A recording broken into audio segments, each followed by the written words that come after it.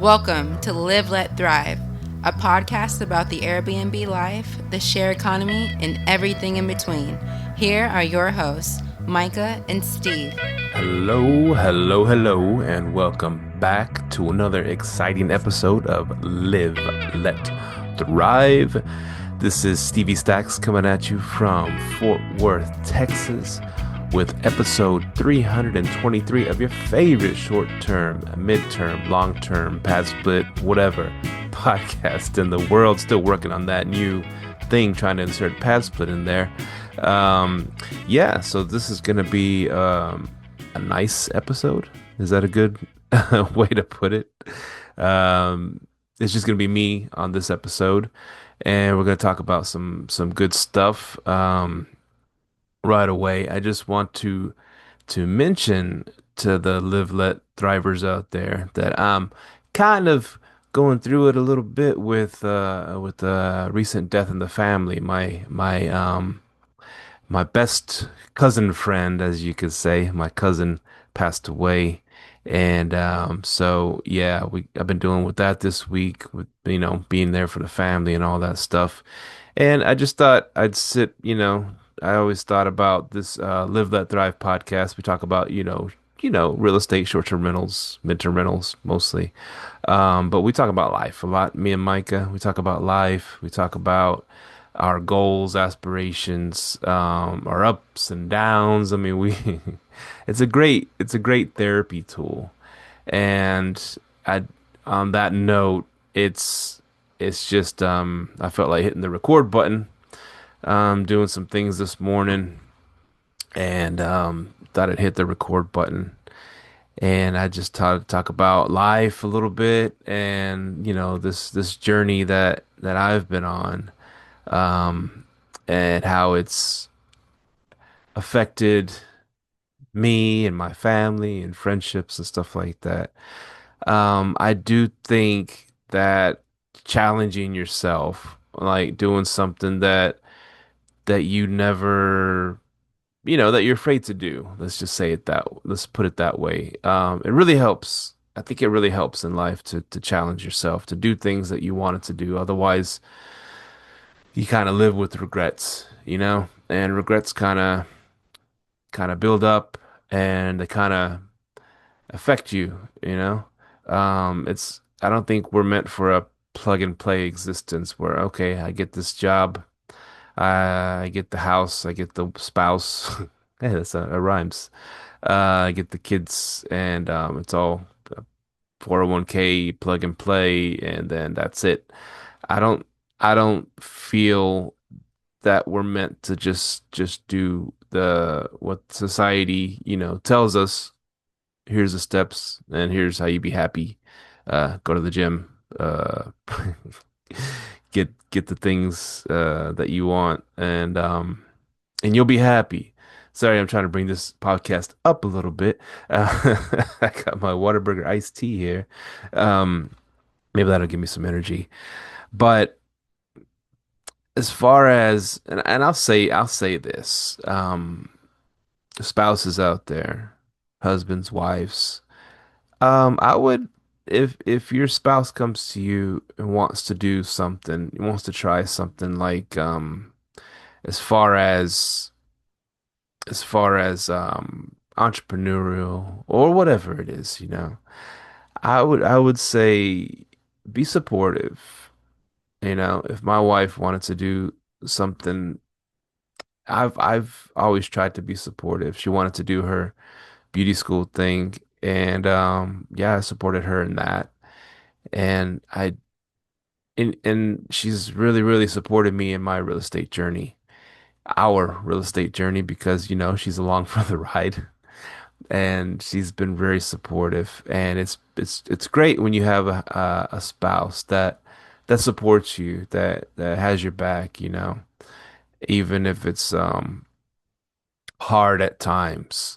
But I think it's very rewarding when you do support your spouse. Now, if they're trying to do crazy shit, that's Ponzi schemes or pyramid schemes and stuff like that. Yeah, yeah, you might want to smack them out of that. But if you go over their plan with them, show them maybe the goods and the bads, the pros and the cons of their plan, then I think that that's the best way to approach something instead of just shooting it down right away or just approving it right away. There's like a mix. You gotta sit down with them and talk through and have them tell you why they want to do this. Like for example, we're rental arbitrage.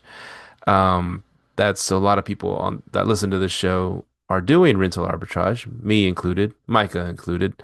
Um, and we got into that, um, yeah, a few years back, and it's been pretty cool.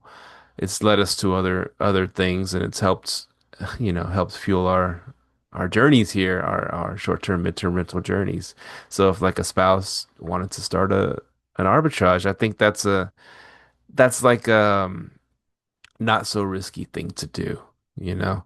If they want to go out and buy an apartment complex day one, which they don't have no any clue how to buy an apartment complex, me included, um, then that's a big ask. But when you're talking to your spouse, if you want to try rental arbitrage, show them, hey, I can rent this apartment for $1,500 a month. I could furnish it for a couple grand.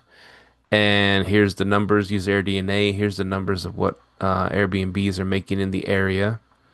And here's what I project. And, we can make up to $1,000 a month on average, or, on bad months, we could lose a couple $100 a month. But just show them the whole picture of what you can do with a rental arbitrage. And I think that's an easy way to get your spouse on board starting this Airbnb thing instead of just, hey, I want to spend $100,000 of our savings to buy this house and another 50,000 to furnish it to make it all badass because I saw some guru say all you need is one house, and then you can make all this money. But that's a lot of upfront money to put down on a house to then when you have never done Airbnb or midterm rentals before. Me and Micah are at a stage in our investing careers that we're looking more to buying houses. But that's come from a lot of experience in doing, we've bought houses before and turned them into long-term rentals. And I've done it as the house hacking, hopping house to house to house, only putting 3% down each time. But also learning the ropes of Airbnb through arbitrage. So I'm comfortable, putting 50 grand down. I don't want to put 50 grand down if I can get it owner finance at 0%, zero down, or 10 grand down. That's what I want to do.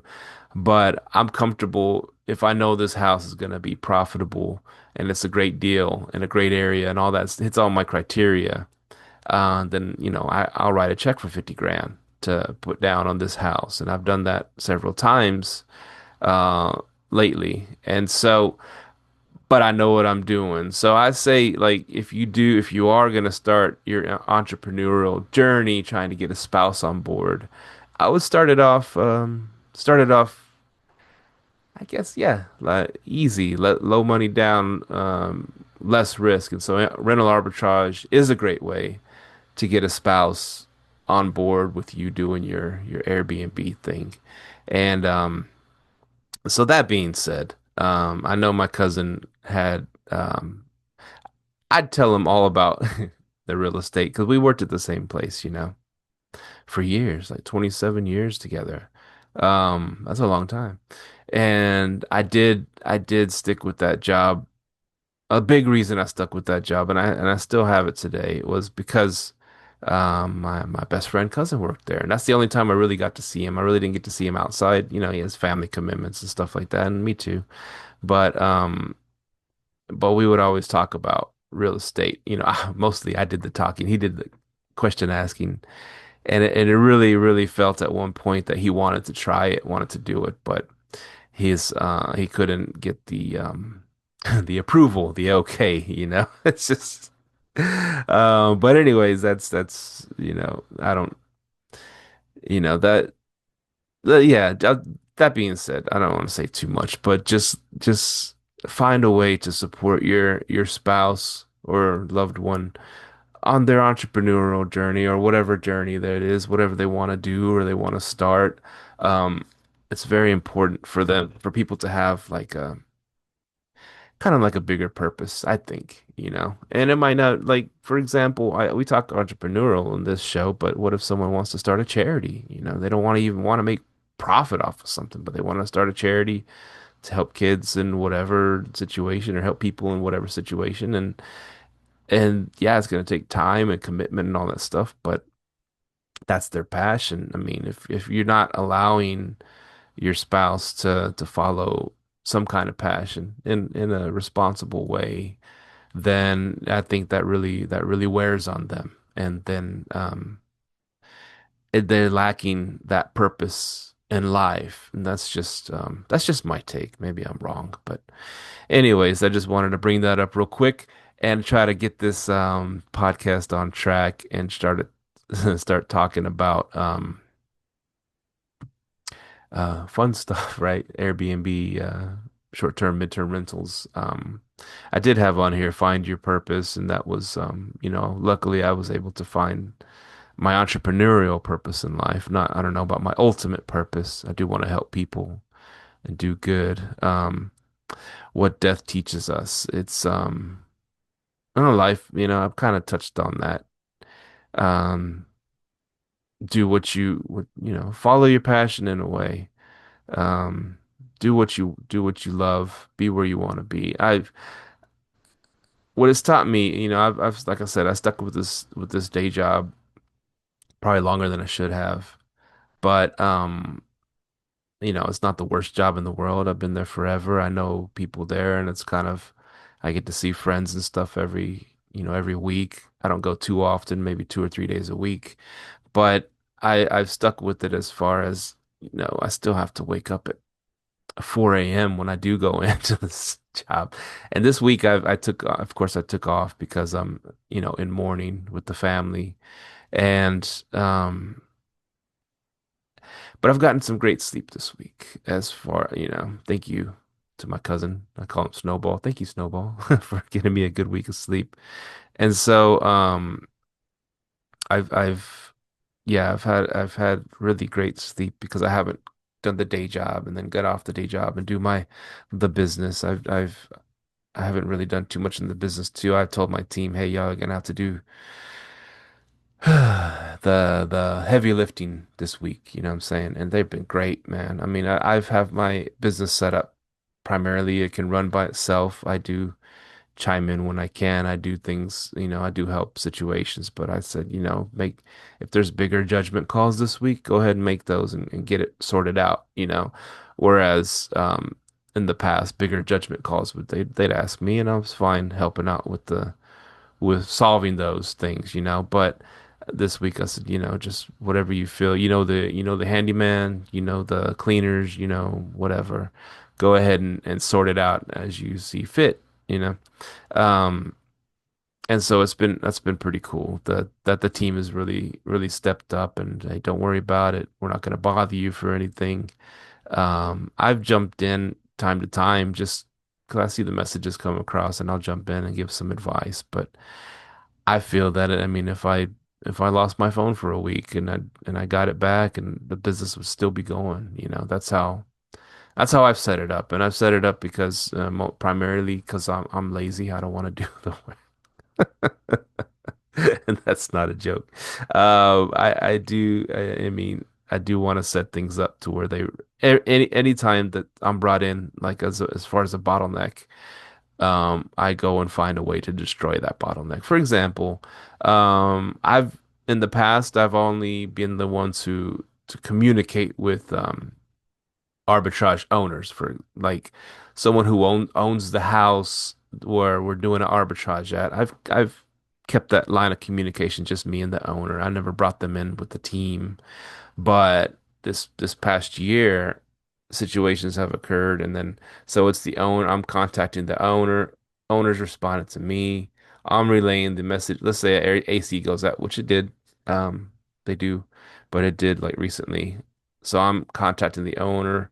They're contacting me. I'm contacting the team. They're contacting the handyman. Handyman's getting back. It's just like I was like, you know what? I asked the owner, I told the owner, listen, I'm gonna add you to this to our team's WhatsApp group, and it's 24/7, so you could always communicate with us anything you need to tell us, and it's more responsive than even me because I gotta sleep, but I have a shift, I have workers on shift 24/7. So they can always reach out to you if they need anything, and you can reach out to them. So I've added all the arbitrage owners onto what's specific WhatsApp groups for that house. I say whatever, so and so house owner, and are just and so they'll communicate. And it's a beautiful thing because they'll communicate back and forth, and situations will get handled without me. Um, of course, if an owner really needs to reach out to me, I'll respond. But because I'm the one that signed the lease with them, right? If you yeah, but I set up every owner inside of a WhatsApp group with my team, so then that way things can get handled without me. I love when things get handled without me. So, as I ramble about going back to the work thing. So, I this has really been a crazy situation. I'll say this. My cousin lost his life. He took his own life. And when someone does that, I know y'all, maybe some of y'all out there have a family member or a close friend that took their own life, and you start thinking, what could I have done to prevent this? And they say don't think like that, but you can't help but think like that, right? So, um, I guess, yeah, the same thing, cliches. I guess it's mental health month for dudes right now. Men's mental health month, not dudes, whatever. Men's mental health month. And they say that because this guy's really we're not known to talk about our feelings and emotions, right? Um, but I've got such an outpouring from coworkers because they all knew they all knew Snowball real well. And I've got a big outpouring from them saying if I need to talk and this and that. And that's great. I've been talking to a few of them, long conversations. And one thing that going back to the sleep thing, because this week, yeah, I've been sleeping a lot, and you know, lots of tears and stuff, but getting some good naps in as well. Probably had the best rest I've had in years. It's weird. Um, but I was like thinking to myself, man, I'm getting a lot of good rest here. Um, and I'm still look at the business a little bit if I want to. But I was like, man, I could the business runs itself pretty much. It's my primary source of income. And I'm getting good rest because I don't have to go to a day job anymore. Not this week anyways. I was just wondering, is it time, to leave the day job? Because I see, man, it's just been sleep is everything, right? I've been getting some great sleep, and I just think, man, when I'm sleep deprived, I'm very stressed out, and I don't handle situations as well as I could. And so, but when I have plenty of sleep, things don't freak me out. Things come at me, and I just s- you know take my time and figure out the best way to handle a situation. Sleep is so good, and I'm just thinking, man, if I just either I should retire right now or figure out a way to go to sleep, force myself to go to sleep at like 8 or 9 o'clock p.m., which is hard for me. I don't like to do that.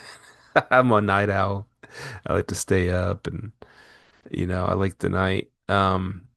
So yeah, it's just all making me think maybe it is time, maybe my life will be, and we only get one life, right?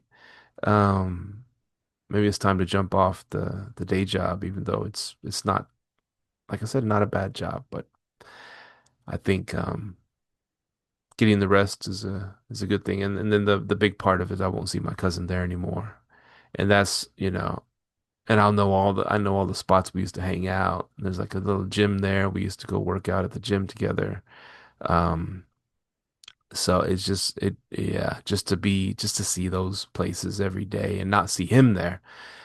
And I'm thinking that might contribute to me wanting to say, okay, man, this job has been great to us and helped kick off the real estate journey and all that stuff. And got great friends there, but maybe it's time to bid adieu to this job. Sorry, man, I keep going back and forth from talking real estate Airbnb to deep stuff, man. And I know, I mean, y'all been with our journey forever, so I feel like y'all are, family to us too, the listeners, and perhaps we're family to y'all in a way. Even though we talk nonsense. Sorry if we offended anybody in the last episode. We were just, BSing like we always do. Okay. Another thing I was going to touch base is when you're not meeting the expectations of clients due to frugal upfront design. And what I mean by that is so like when we've picked up clients before, from clients, friends from friends, or not like acquaintance, associates from associates. They say, hey, we got this person over here. They want you to find them an arbitrage and they want to, furnish it and get it up and running and all this stuff if you can help with all that. Yeah, sure. I mean, every new client is more income, right? But that being said, every new client is more expectations, and every new client yeah, every new client is more expectations, and every new client is more I guess I would say stress, more I can't even think of the words. But anyways, not adding more clients is always the best route if it's gonna give you headaches. And I'll say this because I do love my clients and I work hard for them. We work hard for them. But when you get a client and you get a house, or for us, we're getting houses now, or even if you're manage someone that's doing an arbitrage or apartment or condo, whatever it is, and they don't want to spend a lot of money up front to furnish a place, right? I mean, you could furnish a place okay on a cheap budget, and I've done it before. One bedroom condos, yeah, I could do that on a cheap budget. But like a house, if you take all the shortcuts in the world and you Wayfair and Amazon everything, um, and if you want to really, really try to really cut the budget up front, I mean, it could be accomplished, but if you take your time and do it right and do some accent walls and put money into decor and decent beds and bedding and stuff like that and make it look really nice, then for the long haul, it's gonna do a lot better. And so when you get knowing this as my own operator, as setting up my own units and my own houses, I do put, if I don't put a lot of money, I'll put a lot of time and effort in getting nice furniture, like from Facebook Marketplace and stuff like that, where you can get like $1,000 pieces of furniture for like 100 or a couple $100, and it's such a crazy markdown on used furniture, but great furniture, like real wood beds and real wood dressers and really, really nice stuff. You can get it for cheap on Facebook Marketplace. If you have a truck, you're golden, but you should always have a helper. I didn't. I set up that pad split and I was getting really nice beds and really nice dressers and armoires that are super heavy. And I was doing the heavy lifting by myself, and that's really stupid. I got pretty damaged in the process. I'm recovering, but um so that's what I'm learning now, putting effort into these houses and putting, if you're not able to put a lot of money, put a lot of elbow grease and go find these pieces of furniture that's gonna really make your place look nice. Now, if you want to get it up and run it in a hurry and Wayfair it and Amazon it, yeah, you could do that and you'll save money and then have someone put it together.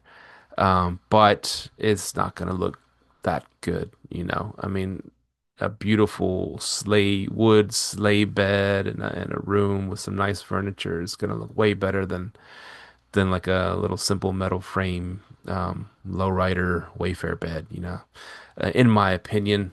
And plus, those look like every single, almost like 90% of the listings out there is all Wayfair and IKEA and stuff like that.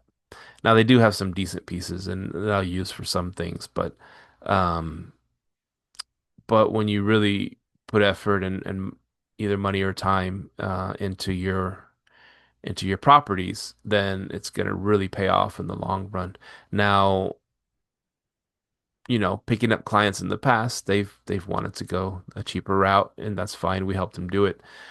But then they reach a point to where it's the bookings um aren't as frequent, or they're not landing giant corporate bookings, because here's the thing too, because if you're not putting the best beds into a house, for example, then when a corporate client, someone's going to be there 3 months, 6 months, a year, depending on what all their house, like I said, we do a lot of insurance claims people. So their house is getting worked on. They need a place for 3 months, 6 months, 9 months, a year. So they're going to be there for a long time. And so they walk in and see IKEA lowrider beds with little thin mattresses or whatever, they're not gonna they're not gonna be happy. They're not gonna want to stay there for that long, right? It might be good for a little weekend Airbnb getaway. Okay, we could put up with some, you know, not as nice beds, but yeah, you really want to go all in or go, you know, in on getting some nice looking beds and nice feeling beds, right? Because especially us, we're corporate first. We're trying to attract corporate clients first, and then Airbnb is just the filler, to fill in the gaps between the corporate stays. So I have clients asking me, why can't we land corporate bookings? Why can't we land corporate bookings? And we're like, well, we need to upgrade some things. And then we get to that point, and then if when you get to that point and they're already losing money because, they're not getting the bookings they want, and it's hard to tell someone that's losing money, hey, you need to put some more money into this house and get it a higher standard so it'll get these bookings that you want.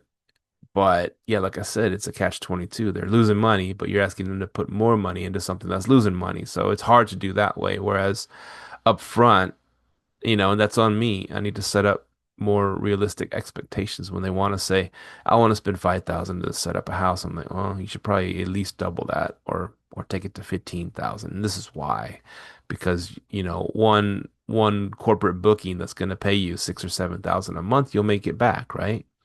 But if you don't land those corporate bookings because you went cheap on the design and furnishings, then it's then you're just going to lose money the whole time. And of course, nobody wants that.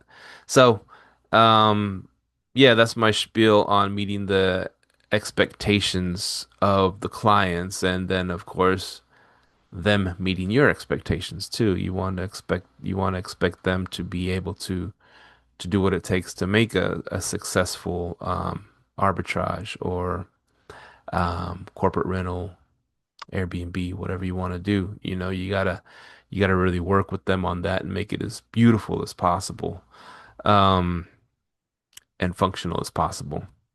So I have, speaking of one of the houses I picked up a house in Euless, Texas, and excuse me, a four bedroom little. It's a little house, man. It's like 1,100 square foot, but it's four bedrooms, and I furnished that again. I used Marketplace because it was close by me, and I'd get a piece every day after work. I'd look up a Marketplace and I'd go find a piece of furniture and I'd take it over there and I'd do a bedroom, then I'd do another one, and so I was able to furnish this thing primarily Facebook Marketplace. Oh, I did shut down an Airbnb recently over there in Grand Prairie. That's like it's an older house, you know. So I'm trying to not to get these older looking houses anymore. I'm trying to do more modern or at least more recently built houses. That's just what I'm looking for.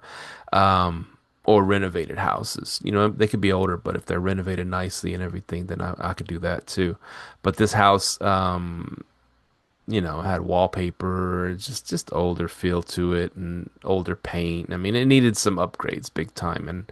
And I really, I mean, it's funny because that house, I guess or location, it made us good money and good profit. But then the owner was adamant about no pets, and that really put a hamper on what we were doing because we were, like I said, primarily corporate. And when you're housing families for long periods of time, most families have at least one pet, right? They got one dog or one cat at least. And a lot of families have multiple, they have two or three.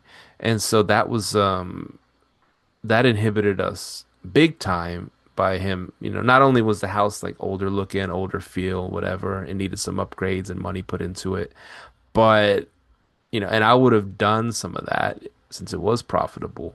But the fact that he was really gonna starting to put the hammer down on no pets, and I was like, all right, man, I'm not gonna renew my lease. And so I got out of that house. So that house shut down. I had a whole bunch of furniture in storage. So I used a lot of that furniture at a couple of the other houses that I have, and including that one, the Euless house. And but I did get some nice wood frame beds and a sleigh bed, and I mean they look beautiful. And I got them for so cheap, right? I got them for so dirt cheap. What I look for in Facebook Marketplace is the rich neighborhoods, because a lot of the times these rich neighborhoods, these houses have like five or six bedrooms. They're like mini mansions, McMansions, right? They call them, which they probably 50 years ago these would be considered mansions, but now they're called McMansions because the mansions nowadays are just ridiculous. But anyways, so this I like to look at these richer neighborhoods, and a lot of times they have these bedrooms that like no one ever used them, right? There's like a couple, rich people only have, one or two kids. They don't have like us poor people like five or six. No, rich people have like the one or two kids and all that stuff. What I've seen, what I've noticed, then they're done. They tie up the tubes and they cut off the dude's balls. Sorry, I have to be stupid on this show a little bit. So they and they have these like ginormous houses with like bedrooms they never even used. And then, the kids move out and this and that. It's just the husband and wife, or when divorces happen or whatever it is. And they're getting rid of this furniture for like dirt cheap because they're gonna turn that room into like an office or a yoga room or some shit. And so you can get like a bedroom full of furniture for like a couple $100, man. Because here's what always happens at these rich people's houses. I go and get this bed, badass wooden bed for like $100, right? And then they'll say, "Hey, you want the mattress too?" That comes with the box spring, but then they always ask if you want the mattress. And I'm like, and they're like, it's brand new because it's just a guest room mattress. Nobody ever slept in it or whatever. It's like, and I'll check it out. It's in great shape, pillow top mattress. This mattress was probably $1,000 back in the day. And so they throw that in for free. So you get $100, you get like a badass wooden bed or slave wooden bed, and then you get the box spring and the mattress and the railings, everything. And for like $100, it's ridiculous how cheap you can get this furniture. It looks brand new. And then you'll see a dresser there, or you'll see some side tables, and you say, "Oh, how much for those?" You selling those too? Because if you're turning the room into a yoga room, well, you probably don't need that. Oh yeah, I don't know. $20. So you can get, it always happens at these rich folks' houses. You always get like, they always throw you this, a lot of times they throw you the stuff for free. They're just trying to get rid of it. And then, but a lot of times they just, give me 20, $30 or whatever, and you could take it. And so I always end up getting out of those houses with some badass stuff. At this one house, I got some nice wooden beds from for cheap, of course. There was like a dining table there. I mean, really nice hardwood. I actually showed my wife. She goes, "Okay, take that one, bring that one to our house." I got it for $100. All the chairs, I had like six chairs. I mean, beautiful hardwood table. And she goes, "Bring that one to our house, and then take our old one to your Airbnb or pad split, whatever you're doing." So that's what I did, and so wife is happy. Like I said, it's just I've been able to find so much cool shit on Facebook Marketplace, and it just reminds me of like this stuff, that part of it is fun to me, I don't mind driving around picking up cool stuff and talking to people and then setting up one of my own properties. I with no stress as far as like, oh, I got to get this up and running. Like in the early days, man, we were bootstrapping, we were not making a lot of money. We were month to month our business, 1 month, all it takes is a bad month and everything could go to shit. But so in that regard, we got to get this thing fixed and or up and running and then make it profit right away. We got like a week to do it. But when you get to a point where you're in a comfortable spot as far as income, revenue, and everything's getting paid good, and you could take your time on a house, I think that's really really cool. I like to go find pieces of furniture, really nice pieces, and make the house really nice, and just take my time doing it. And I've been doing that on the last two houses, and they've been coming out looking really nice. And so the house in Euless, like I said, a lady already is renting that one. I'll say my mortgage is about $2,500 a month there, and a lady is renting it for. I got it on owner finance, 6% down too, which is pretty cool. Instead of going through a bank and having to put 20 or 25% down, and then checking everything that you've done in the last 20 years, whatever. You just get an owner finance with somebody, and then you just deal with them and sign up a contract and close a deal, and the you go and sign a fraction of the pages you would sign like at a bank closing. But anyways, so I got that house, and then I got it furnished, like I said, marketplace and all that, or furniture we used to have at another arbitrage at another place, and then I got it rented fairly quickly, man. I mean, just as soon as it was ready, it wasn't even fully ready, and I was like, well, it'll be ready this week, and then okay, we'll take it, we'll move in this week. And so the lady's renting it out, I believe, I think I put it for 4,500 a month. So it's a pretty decent spread. Um, for a few months, I think about 3 months, whatever. Of course, I want to be able to bump that up some, but I mean, it's good to get a nice booking right away. That's going to make over $1,000 a month profit. And I mean, I, I'm cool with that. Some people, oh, you gotta make 3,000 profit on each profit. Okay, I'm cool with making $1,000 of profit on each of my properties. I'm cool with that. You got 10 of those, that's 10,000 a month, right? So right now we have like 42 properties. So I'm not saying I'll make $1,000 a month on all of them, but and a lot of them or some of them are management properties. So that's less, of course. But I make a decent spread, and I'm happy with that. I always tell my buddy I'm the type of baseball player or baseball manager that I love base hits and OBP, all day on base percentage. Take some walks, get on first base, get on first base. You keep doing that, you're gonna win a lot of games. If you try to get home runs all the time, then you're gonna strike out a lot of time. I don't like striking out. I just like getting my runners on board and advancing them and making runs that way, manufacturing runs. That's what I like. So base hits and doubles all day. That's what I like.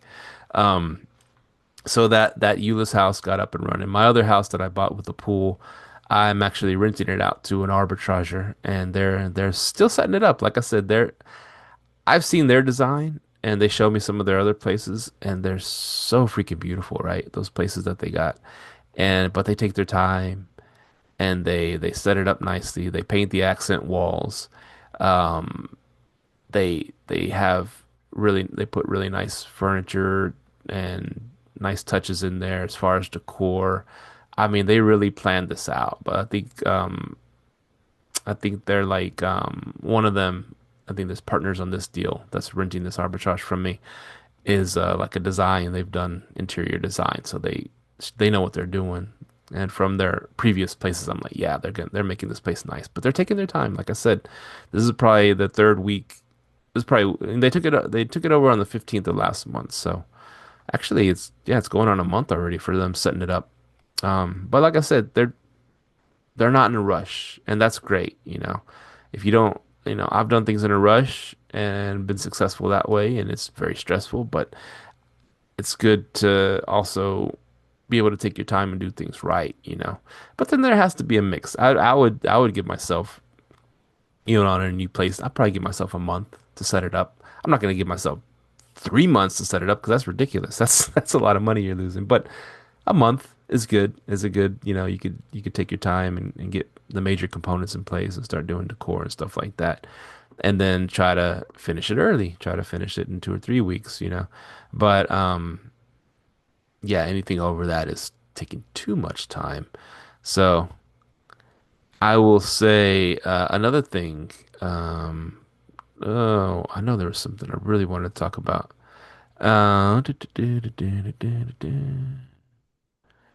Oh, this is one that's come across on one of the arbitrage, and it's an arbitrage that I manage for somebody, right?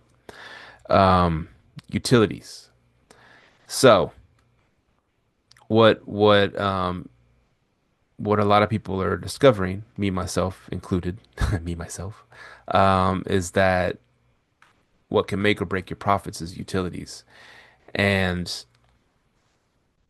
a way to protect yourself on that front when you're dealing with the arbitrage, because here's the thing, if you get into a house and you find out the electric bill is like averages like 700 to 900 a month, you know what I'm saying? Um, like, and that's not even summertime, you know, at a particular house that you're arbitraging, you have limited options on what you can do because the it's up to the owner of that house. If they let's just say they have older windows or not the best insulation in a house, right? And that's one thing to check too. When you're checking one of these arbitrages, yeah, check the windows, make sure they look newer or they're sealed really well, right? And check the attic. Go up. I know it's weird to go look at a potential house you're going to rent and go look up in the attic, but if there's no insulation up there, then those bills are going to be super high, right? So check those things. But beyond that, I mean, it might be a an old AC unit that's really draining the energy, right? Older appliances. But yeah, when you go and check everything, also, what I'm gonna do from now on, if I pick up more arbitrages, is ask for their electric bills statements. And once you get them on board with doing arbitrage and they're cool with you, renting it out and doing short-term and corporate in their house, ask for those statements. I mean, they're pretty easy to get. They just go to their whatever electric company.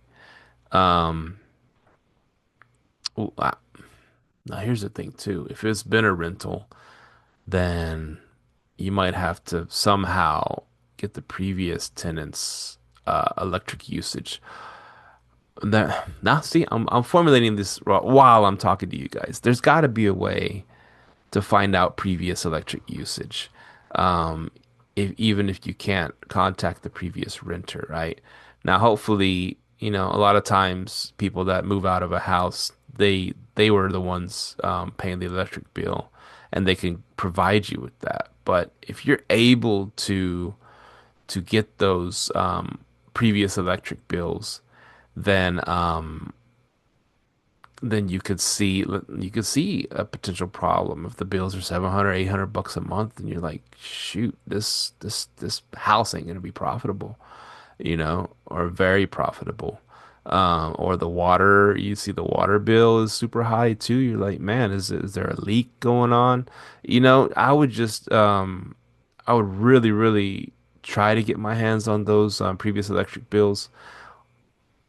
I think there's a way. I know I use Energy Ogre, and I think there's energyogre.com. I think that's what it is. But you pay them $10 a month, and they put you on the best plans all the time. They might switch you around to get you the lowest energy rates, right, for electricity. I know it's here in Texas. I don't know if it's anywhere else, but I think there's a way that they can petition to see what the previous electric bills were at a particular house. So, but so yeah, check the windows, check the doors, see if there's like if you could tell that there's gaps and stuff that energy is escaping or whatever, or heat's getting in. And then check the attic. But these are important things because I have like a giant two-story house and the bills are around 200 to 300 bucks a month. And then, so this one house I managed for this client of ours, that's arbitrage, that it's like a small little house, one single story, little small 1,500 square foot house, whatever. And the bills are so freaking high there. But we didn't know that going into it, and then telling the owner, hey, the AC needs a new AC because it's very inefficient, unenergy efficient, however you say that, or you need someone to go put some insulation in, or you need some new windows. That's thousands of dollars you're asking an owner to do. Now, thankfully, it is an arbitrage. So once the lease is up, you're like, man, we messed up. Didn't profit like we wanted to because of the utility situation. We're not resigning. We're definitely not resigning. Now, if you could work with the owner to do some energy efficient stuff, then that's great too. But once you're in the mix, you got a lease signed. It's really, you're in a tricky spot, man, because asking an owner to put thousands of dollars into their house, which they're renting to you, is not very appealing. And I'm an owner too, and that's not very appealing. But of course, I don't want my houses to be unenergy efficient, right? Energy inefficient. That's the word. So that was a big thing I wanted to bring up. Another big thing is I've found what appears to be a cleaner unicorn. A unicorn. That sounds weird. A cleaner unicorn. That's instead of a dirty unicorn, right? Or a unicorn cleaner, which is someone who cleans unicorns. But I found a great cleaner. Shout out. Well, I don't want to give a shout out because y'all are gonna steal him from me. But and I already stole him from someone else. No, not stealing. So my friend, the person who's arbitraging one of my houses, um, is is introduced me to this cleaner, and they're great, man. And their prices are lower than what we were used to paying. And then plus they do the supplies for us. So I think they say $10 or more per clean they do the supplies. And I'm like, that's great. I don't have to worry about supplies anymore. Now I need to get with them on that and make sure what they're putting there and get some photos of what they're putting in there. No dollar store crap, stuff like that. Um, but yeah, they handle the cleanings and supplies, and this is the biggest key because we've been getting in trouble for this a little bit in Grand Prairie in particular because they're starting to crack down on Airbnbs and the trash. So we've been getting some citations or warnings about trash not being put out on the correct day, right? And so what our previous cleaners was doing, they didn't take trash with them. Whenever they were done, they dump all the trash out on the curb. It didn't matter if it was 2 days to trash day or 3 days or a week. They were putting it all out on the curb, and it was up to us. If we wanted them to go take it somewhere, that was like another $100 charged for them to take the trash somewhere. So it was ridiculous. Not only were they charging high rates, they would nickel and dime us to death for anything. Changing a light bulb, $20. Changing the air filter, $50. Just it was just crazy. So I was introduced to this cleaner from Shout out to Susanna, the one arbitrage in my house. And I started using him in a couple houses, and he was taking all the trash away and doing pretty good jobs. We haven't got any complaints yet, knock on wood. Um, but I was like, "Oh, do you do maintenance stuff too?" Yeah, we do maintenance things, and he changed some light bulbs, changed some air filters, did some stuff like that, minor maintenance. And then he what's it called? Oh, he also offers yard service too. Now I have a yard guy. He does a great job, so I'm sticking with him for now.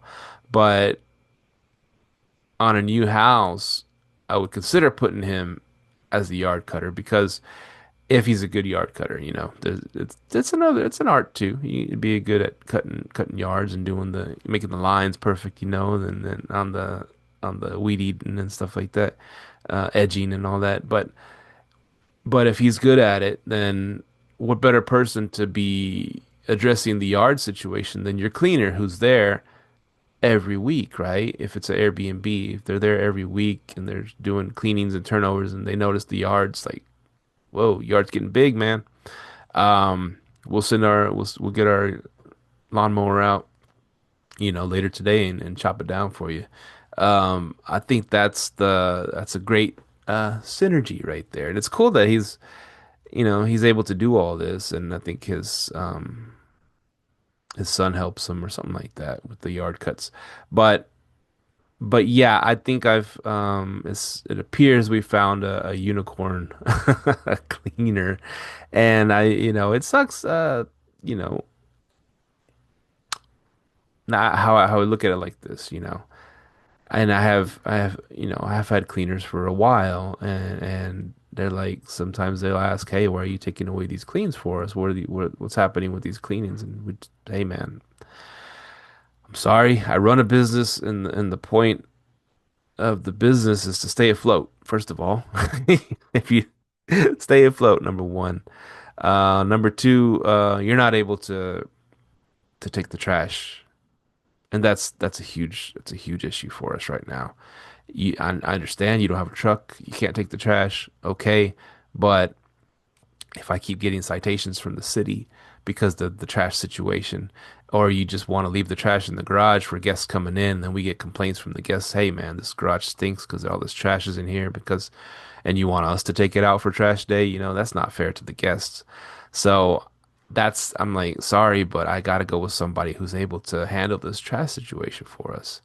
And I know you have to understand that. So you always, I mean, that's the thing in business. Always look for the best people to do the best jobs. I mean, I know it sucks sometimes when you take away work from somebody that's been doing it for a while, but I mean, just like a pro sports team. Hey, a dude can't hit a baseball anymore, but you've had him for a while.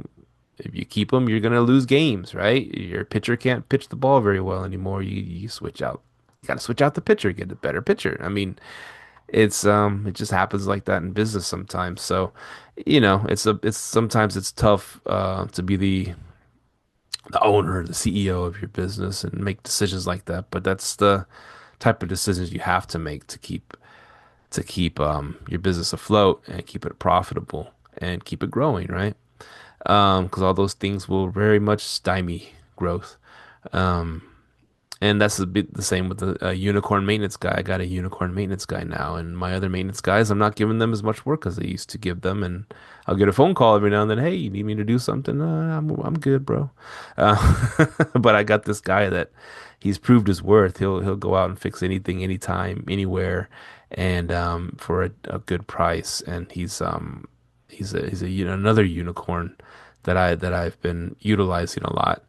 Um, so those are the big topics I wanted to cover today. Um, I guess that's yeah, man. The pad split update. I was practically finished with that pad split, and then of course this the tragedy happened with my cousin. So I put that on hold this week. I haven't. I mean, I've had my maintenance guy go out there and do some things, but I haven't gone out there myself to go put some final touches on that thing or looked at marketplace. I was gonna get a few more dressers, but So the pad split's kind of on hold right now. Routine and arbitrage. Um, yeah, man, that's a good place to stop. Oh, one more thing I was going to mention when you got someone in Airbnb that keeps wanting to extend, and we have this person in one of our Airbnbs, and they have like a house situation going on. But be sure to I would say block out 2 or 3 months in advance if you know they keep extending. Because we got this situation. We thought this was their last month there, and so the calendar in July was open, and someone booked like mid-July. So the person that's here now, and this was June was supposed to be the last month. They're like, well, we can we go week to week after that? We're gonna need more time, and so it's an error on our part. Even though they said this would be the last month, we should have said, you know what, go ahead and keep the calendar closed 2 or 3 months out just in case they need more time. And because you could always get bookings after that, especially if it's someone that's been there like 4 or 5 months already. Go ahead and keep that calendar closed because as soon as you start having Airbnb's bookings start rolling in and they want to keep extending and they're, good guests, they're paying good money, then you got to scramble and you got to figure out how you're going to deal with those bookings that rolled through. Luckily, we only got one that came in, so we can deal with that one. But these people here, their house is still not ready, so they might extend out for a few months. So we're having them sign a lease with us and go month to month, and then that way they'll give us enough notice each time if they're going to extend or not, and do it that way. It was being handled all inside of Airbnb, but yeah, I think this is the best way because then yeah, we won't get any and y'all been doing this. A lot of y'all been doing this for long enough to know that hey, Airbnb will all of a sudden your calendar will be open and you didn't do it. It don't happen too often, but it happens. Or VRBO or booking.com or it's all softwares and sometimes softwares will do some things that you didn't want the software to do. So if something opens up and then you got a booking, then you're like, oh crap, you got to scramble now, and because you want to keep accommodating your long-term guest that's been giving you good money for that place instead of getting like a weekend stay and ruining the extension. So I'll look into that and check your calendar every day, of course. Make sure it's closed off when you have someone like this. You might even take it offline, but I don't know if I would do that. But yeah, get that sorted. Get them under a lease, month to month lease if you can. And yeah, that's what I'm gonna say about that. I think I covered enough today. Thank y'all for listening and allowing me to do my my own little therapy session here today. And just wanna, hey man, talk to your friends and family, check in on them, let them know how you feel about them, that you love them, or and just be there for people. And this is what this is what life's all about. Is your family and friends, right? And yeah, just keep pursuing what makes you happy. Every day is every day can be a little tough, but some days better than others. And just yeah, love the folks around you. I don't know what I'm saying. Just I'm glad I got to do this episode today. Thank y'all for listening to me ramble. Hope y'all got something out of this. Hit us up, liveletthrive@gmail.com.